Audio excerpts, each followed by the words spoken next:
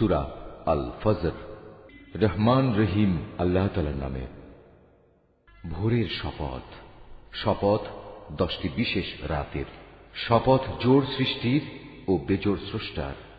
শপথ রাতের যখন তা সহজে বিদায় নিতে থাকে।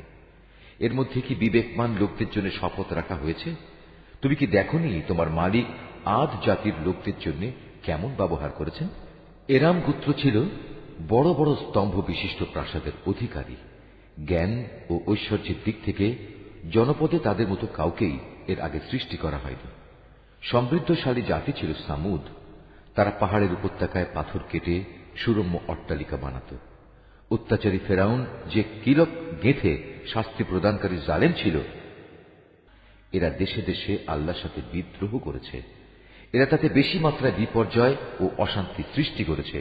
অবশেষে তোমার প্রতিপালক তাদের উপর আযাবের কোড়ার কষাঘাত হানলেন। তোমার মালিক এদের ধরার জন্য ওঁত পেতে রয়েছেন। মানুষটা এমন যে যখন তার মালিক তাকে নিয়ামত, অর্থ সম্পদ ও সম্মান দিয়ে পরীক্ষা করেন, তখন সে বলে, হ্যাঁ, আমার মালিক আমাকে সম্মানিত করেছেন। আবার যখন তিনি ভিন্নভাবে তাকে পরীক্ষা করেন এবং এক পর্যায়ে তার রিজিক সংকীর্ণ করে দেন, তখন সে নাখোশ হয়ে বলে, আমার মালিক আমাকে অপমান করেছেন। না, সত্যি কথা হচ্ছে তোমরা এতিমদের সম্মান করো না। মিসকিনদের খাওয়ানোর জন্য তোমরা একে অপরকে উৎসাহ দাও না। তোমরা মৃত ব্যক্তির রেখে যাওয়া ধন সম্পদ নিজেরাই সব কুক্ষিগত করে নাও।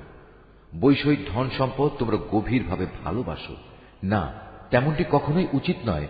স্মরণ করো, যেদিন এই সাজানো পৃথিবীটাকে চূর্ণ বিচূর্ণ করে দেয়া হবে, সেদিন তোমার মালিক স্বয়ং আবির্ভূত হবেন, আর ফেরেশতারা সব সারিবদ্ধভাবে দাঁড়িয়ে থাকবে।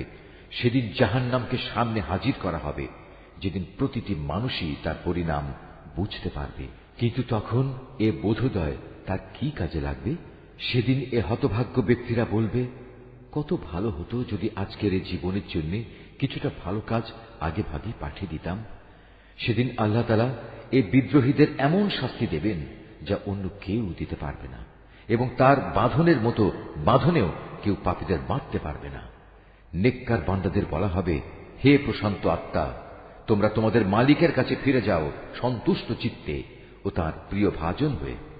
অতঃপর তোমরা আমার প্রিয় বান্দাদের দলে শামিল হয়ে যাও আর আমার অনন্ত জান্নাতে প্রবেশ করো।